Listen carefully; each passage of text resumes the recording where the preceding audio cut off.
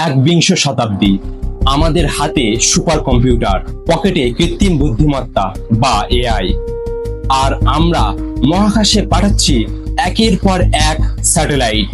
আমরা নিজেদের দাবি করি উচ্চ শিক্ষিত আর আধুনিক, কিন্তু আসলে কি তাই? নাকি শিক্ষার আলো আমাদের মগজে পৌঁছালেও মনের ভেতরের অন্ধকারটা কাটেনি?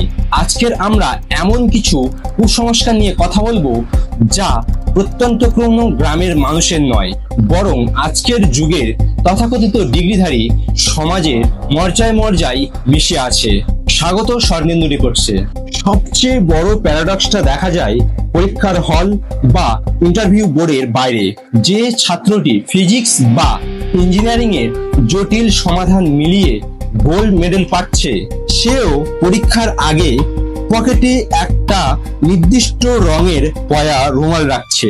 লক্ষ লক্ষ টাকা খরচা করে বড় বড় ডিগ্রি নেওয়া মানুষগুলোই নিজেদের ভাগ্য বদলাতে কোটি কোটি টাকার রত্ন পাথর কিনছে।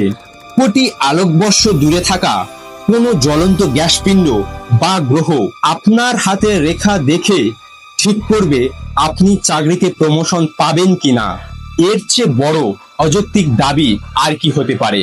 বিজ্ঞান বহু আগেই প্রমাণ করেছে যে অ্যাস্ট্রোলজির কোনো বৈজ্ঞানিক ভিত্তি নেই। এটি মূলত মানুষের ভবিষ্যতের ভয়কে পুঁজি করে গড়ে ওঠা একটা বিশাল ব্যবসা। অথচ শিক্ষিত সমাজই এই ব্যবসার সবচেয়ে বড় খদ্দের। ডিজিটাল যুগের কুসংস্কারগুলো আরো বিপজ্জনক। আজকের দিনের মডার্ন গুরুরা আর পয়া অপয়া বলেন না, তারা ব্যবহার করে ভারী ভারী শব্দ, যেমন ভাইব্রেশন, কোয়ান্টাম এনার্জি কিংবা পজিটিভ রেডিয়েশন। বাস্তুশাস্ত্রের নামে ঘরের দরজা কোন দিকে হবে তা নিয়ে শিক্ষিত দম্পতিরা লাখ লাখ টাকা খরচা করছেন।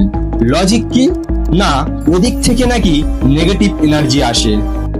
অথচ ফিজিক্সের কোথাও এই এনার্জির কোনো অস্তিত্ব নেই। শিক্ষিত সমাজ এই বিজ্ঞানসম্মত শব্দের জালে জড়িয়ে খুব সহজেই বোকা বনছে। এর প্রধান কারণ তারা প্রশ্ন করতে ভুলে গেছে।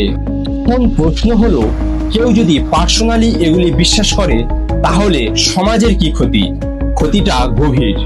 প্রথমত, এটি মানুষের আত্মবিশ্বাস কমিয়ে দেয়। একজন শিক্ষিত তরুণ যখন নিজের মেধার চেয়ে ভাগ্যের ওপর বা পাথরের ওপর বেশি ভরসা করতে শুরু করে, তখন সে তার ব্যর্থতার আসল কারণগুলো খোঁজা বন্ধ করে দেয়।